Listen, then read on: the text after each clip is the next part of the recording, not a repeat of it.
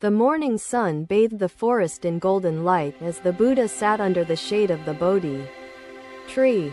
His disciples gathered around him, their hearts yearning for wisdom and guidance on the path of conscious living. The Buddha raised his hand gently, signaling the disciples to focus their minds and prepare to receive his teaching. Life is like a river, he began, his voice calm and resonant, always flowing, ever changing, yet continuous in its essence. The disciples listened intently, their breaths slowing as they absorbed the quiet power of his words. A mindful person sees the river of life clearly, understanding its flow and learning to navigate its currents, he continued.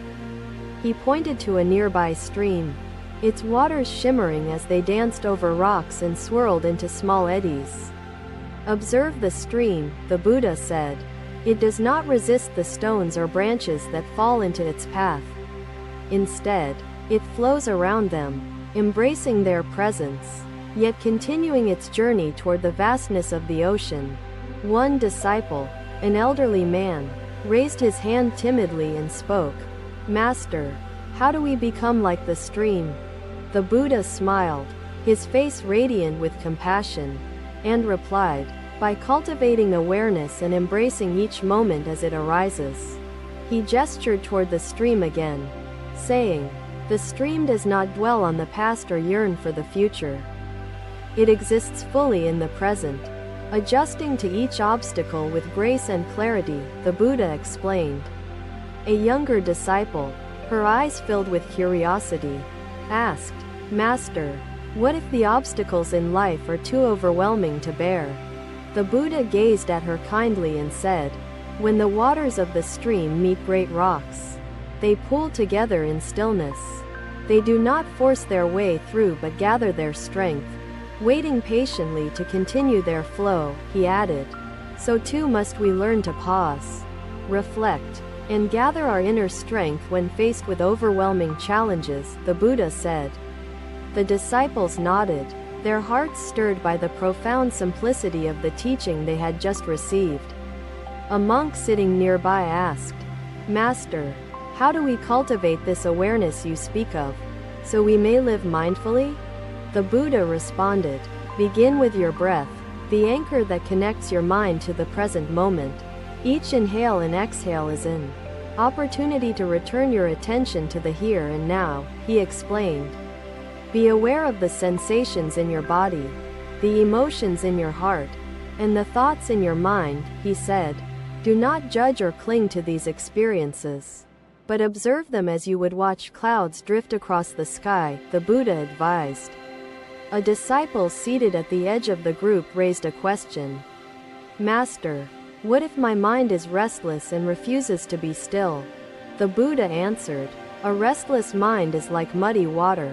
It must be left undisturbed to clear and reveal its reflection. Allow your thoughts to settle, naturally, without force or resistance, and clarity will arise on its own," he said. "Practice patience with yourself, for the journey to awareness is not a race but a lifelong path," the Buddha continued. His words seemed to envelop the disciples like a gentle breeze, bringing them a sense of peace and purpose. The Buddha then picked up a handful of soil and held it out for all to see. "This soil is like the foundation of our consciousness, fertile and full of potential for growth," he said. "But just as the soil must be cultivated, so too must our minds be tended with care and attention," he added. Mindfulness is the tool with which we remove weeds of distraction and plant seeds of compassion and wisdom, the Buddha said. "Water these seeds daily with your awareness, and they will blossom into the fruits of conscious living," he continued. The disciples watched as he let the soil fall gently back to the earth, his gesture resonating deeply within them. One disciple spoke, "Master, how do we deal with the fears that arise within us as we walk this path?" The Buddha replied, "Fear is like a shadow that grows when we turn away from the light of understanding. Face your fears with courage and curiosity, asking what they teach you about your attachments and aversions," he said. When you illuminate your fears with the light of awareness, they lose their power to control you, the Buddha added. Another disciple, a young man new to the group, asked, Master, how can we bring this awareness into our daily lives? The Buddha smiled and said, by practicing mindfulness in even the smallest actions, such as eating, walking, and speaking. When you eat, taste each bite fully, aware of the nourishment it provides your body, he continued. When you walk, feel the connection between your feet and the earth, grounding yourself in the present moment, he said. And when you speak, let your words arise from a place of kindness and clarity, free of haste or harm, he advised. The forest seemed to grow quieter, as if the very trees were listening to the Buddha's words of wisdom. The disciples sat in silence, each one reflecting on the teachings and the ways they could integrate them into their lives. The Buddha looked at them with a gaze full of infinite patience and said, Remember, conscious living is not an end goal. It is a practice, a way of being that unfolds with each moment, requiring intention and presence, he explained. Do not seek perfection, but embrace the process with humility and an open heart, the Buddha said. Let your journey be guided by the principles of awareness, compassion, and equanimity, he concluded. The disciples bowed deeply, their hearts filled with gratitude and determination to walk the path of conscious living. The Buddha remained seated under the Bodhi tree, his presence a serene reminder of the possibility of awakened living. The sun began its slow descent, casting long shadows and illuminating the forest with a warm, golden glow. The teachings of the Buddha lingered in the air, a timeless echo inviting all to awaken to the present moment. Another day, under the shade of the Bodhi tree, the Buddha gathered his disciples, offering them teachings on compassion and wisdom. The Buddha replied calmly, Flaws are not failures, friend. They remind us of life's impermanence and the beauty of its truth. As you create, remember that perfection is a mirage, often distracting from the wisdom found in the journey itself. The potter studied the small pot again, his gaze slowly softening as he began to see something beyond its imperfections. Every insult or harm stems from ignorance, fear, or pain that clouds the mind and distorts the clarity of the heart. The monk, troubled by his experiences, asked further, Master, how can I overcome the anger I feel in such moments? The Buddha smiled and said, Anger is like a flame that burns brightest when fueled by your attachment to the wrongdoing. To extinguish the flame, pause and observe your anger as a passing sensation, neither suppressing nor indulging it, he advised. Another disciple spoke, Master, what if I cannot feel compassion for someone who has deeply wronged me? The Buddha replied, Compassion does not condone the wrongdoing. It is the choice to free yourself from the chains of hatred. He picked up a handful of sand and let it drift through his fingers, saying, Hatred weighs heavy, compassion lightens the heart. The disciples sat silently, considering these words, as the Buddha continued his teaching for the gathered group. To cultivate compassion, begin by seeing the person before you as a reflection of yourself. With joys, fears, and struggles, recognize their humanity, and see their suffering as the root of their actions, not as malice against you, he said. A disciple seated nearby asked, Master, how can we help those who are blinded by their own anger and pain? The Buddha answered, Be a light in their darkness, offering kindness and understanding even when they fail to see clearly. The light of compassion shines brighter when shared, touching the hearts of others and dissolving the barriers between them, he added. Another disciple raised her hand and said, Master, does practicing compassion mean ignoring the boundaries of our own well-being? The Buddha replied, Compassion begins with yourself. To care for others, first nourish and protect your own heart and spirit. But in each moment lies the seed of balance, waiting to blossom through patience, care, and surrender to imperfection. The villagers bowed respectfully as the Buddha turned toward the path leading to the next village. His steps light and steady. He continued, "Compassion is not reserved for great acts. It manifests in small moments, like a kind word or a gentle gesture. Each act of compassion ripples outward, touching lives beyond your sight, like a stone cast into still waters," he said. "Let your heart be a source of compassion that flows endlessly, seeking no reward, yet enriching all it touches," the Buddha added.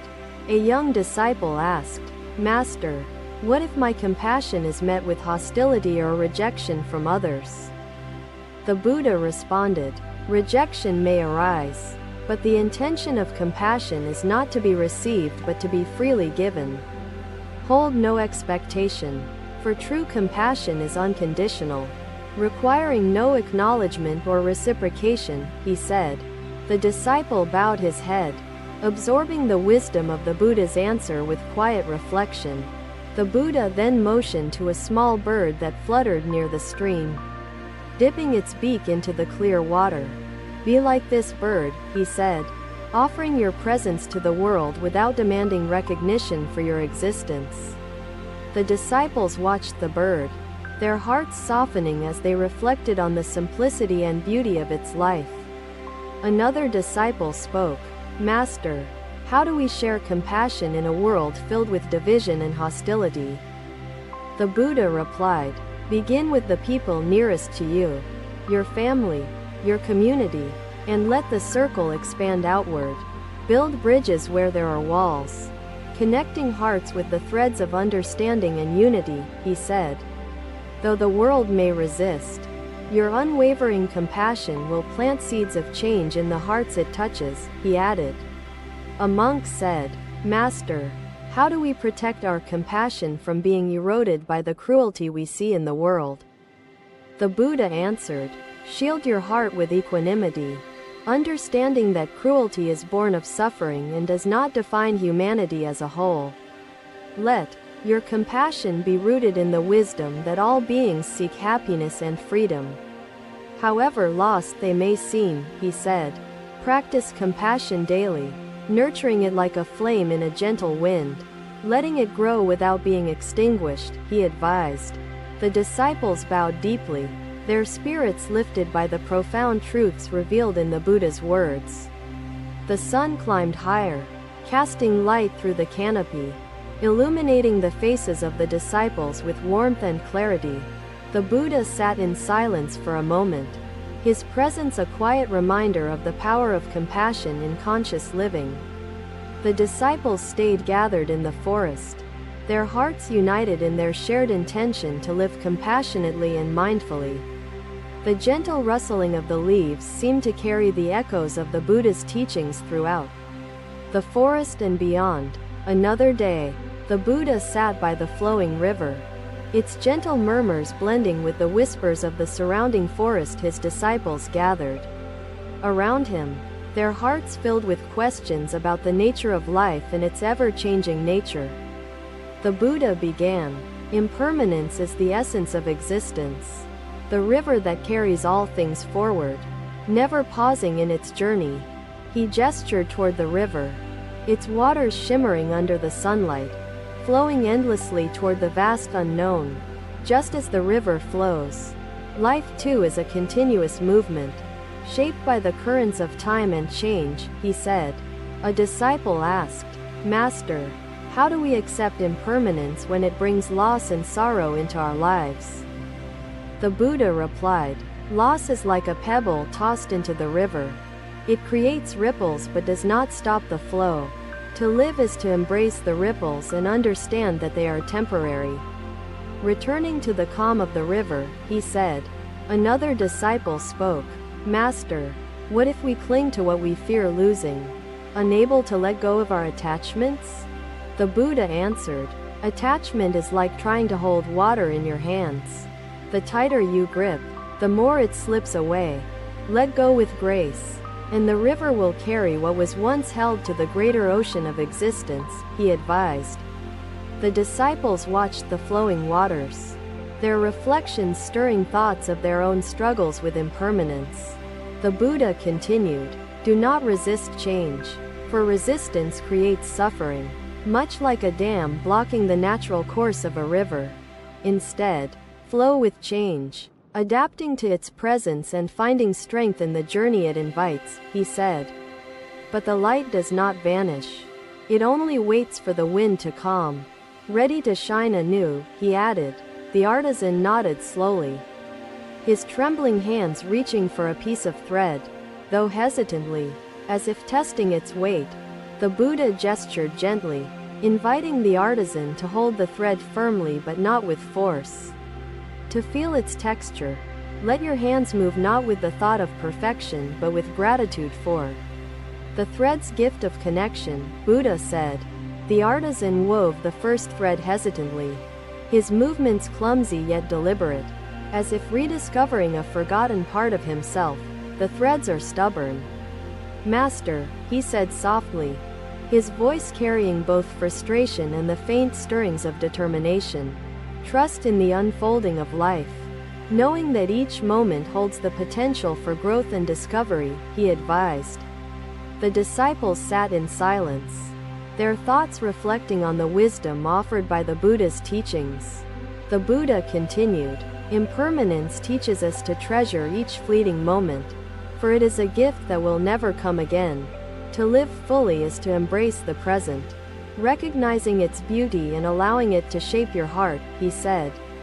A disciple spoke, "Master, how do we find meaning in a life that is impermanent and ever-changing?" The Buddha answered, "Meaning is not found in permanence but in the depth of your experiences and the connections you cultivate. Through mindfulness, compassion, and wisdom, you create meaning in each moment, leaving an imprint on the river of life," he explained. Greatness is but a shadow. It follows the light of sincerity. Share your wisdom gently, planting seeds of acceptance that will grow in their hearts when the time is right, he said. The forest seemed to listen along with the disciples, the sound of the flowing river weaving into the rhythm of the teachings.